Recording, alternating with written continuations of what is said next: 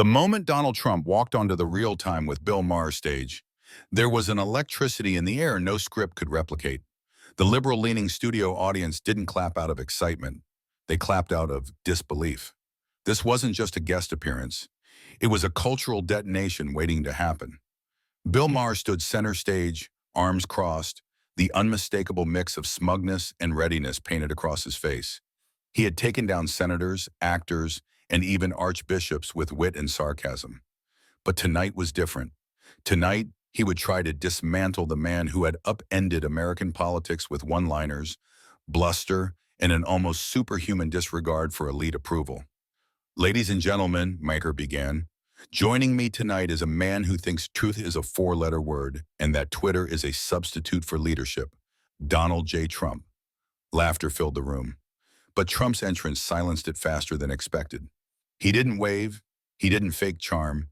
He just walked straight to the seat opposite Maher, sat down and said, "Ready when you are." From that very first line, the dynamic flipped. Maher grinned. "So you're here. I didn't think you'd have the guts." Trump leaned in. "And I didn't think you'd still be relevant. Yet here we are." Some laughter, some gasps. Maher's eyes narrowed slightly. "You like to play the victim, Mr. Trump, but aren't you just a rich guy who convinced poor people to worship him?" Trump shook his head. "No, I'm a rich guy who convinced the media to talk about me for 8 years straight, including you. You're welcome for the ratings."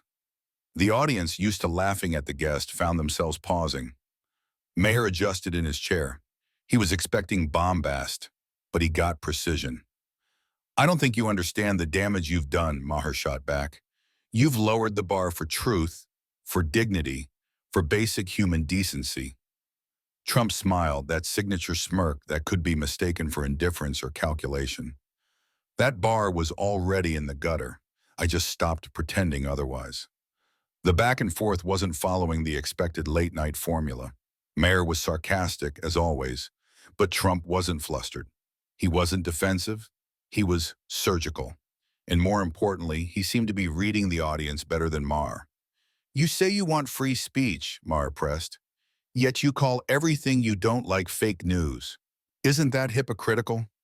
"No," Trump replied instantly. "It's branding. And it worked. You know that better than anyone. You made a career out of saying offensive things with a smirk. I just did it without apologizing." The crowd stirred, not laughing, listening. "I challenge power," Maher said. "You are power." Trump raised a finger. "No, you entertain power by pretending to rebel against it. That's why you've never been censored. Because deep down, you don't scare anyone." Maher blinked. The blow landed. The cameras panned to an audience that was no longer cheering on cue. The lines between host and guest were blurring, and for the first time in a long time, Bill Maher looked like he might not be holding the reins. Trump leaned back. "Keep going, Bill. This is fun." And with that, the first segment closed. Not with a mic drop, but with something far more dangerous. Doubt. Bill Maher came back from the break with his sleeves metaphorically rolled up. He had underestimated Trump's composure in the first segment, but now the gloves were off. The crowd, quieter than usual, watched him carefully. The energy was different, measured, charged, unpredictable. "So let's get honest," Maher began, voice laced with edge. "You call yourself a patriot, but patriots don't try to overturn elections." Trump nodded slowly, as if amused. "Patriots ask questions when numbers don't add up. You ever audit your own ratings, Bill?" Some laughter, but subdued. Maher tried to volley back. "You push conspiracy theories," he said sharply. "You had your followers storm the Capitol.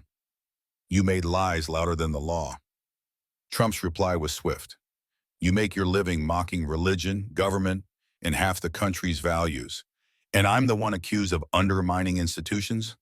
The crowd flinched. Some gasped. Others murmured. A few clapped. Maher pivoted faster now. "You're anti-science. You mocked masks. You downplayed COVID. How many people died because of your ego?" Trump's smile faded. His tone hardened. "I didn't shut down states. I didn't close schools. And I didn't send infected seniors into nursing homes. That was your side, Bill. Mine kept the economy alive." The air grew heavier. It wasn't funny anymore. Maher changed gears.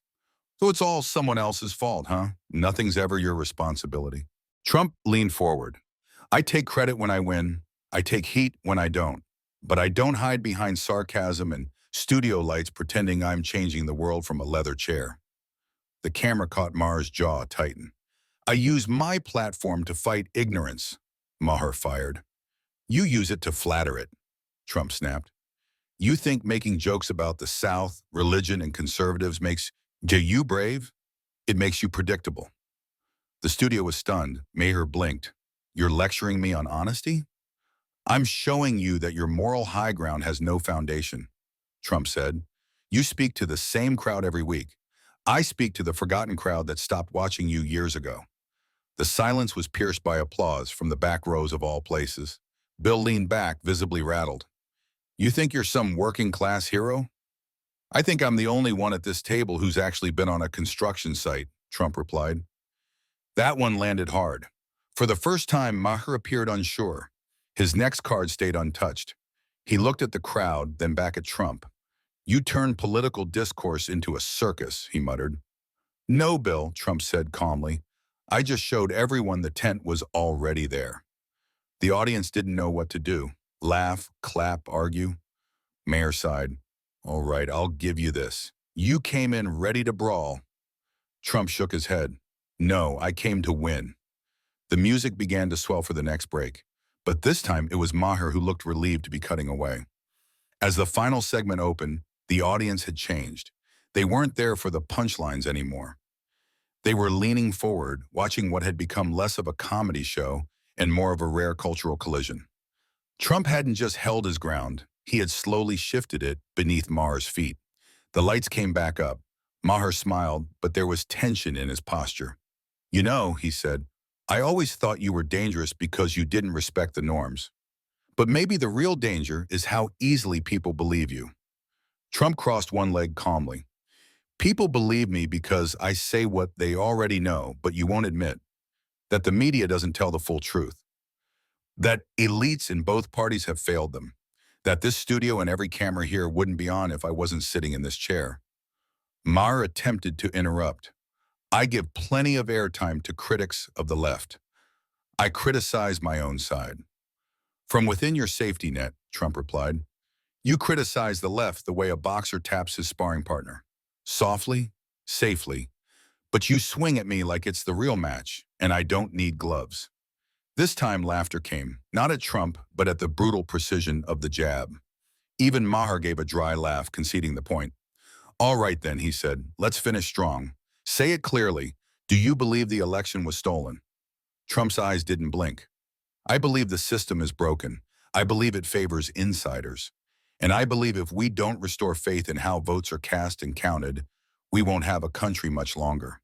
Whether you agree with that or not, millions do. That's real.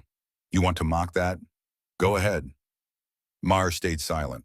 The camera panned to an audience now visibly divided, some stiff, some nodding, all watching with unusual intensity. Trump continued, I didn't come here to convince you, Bill. I came here to remind your audience that there's a world outside this studio, one where people don't care what's said on HBO. They care if they can afford groceries and keep their jobs. A man in the front row clapped, then another. Slowly, it rippled. Maher blinked. So, you think you're the voice of America? Trump smiled. No, I think I'm the voice they weren't supposed to hear. Maher shook his head, half in disbelief. You really are the same guy off camera, aren't you? That's the difference, Trump said. What you see is what you get. No punchlines, just pressure, and you're feeling it.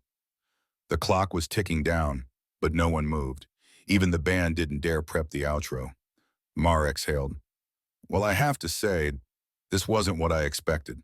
Trump leaned forward slightly, almost softly. That's the problem, Bill. You expected to win by being clever.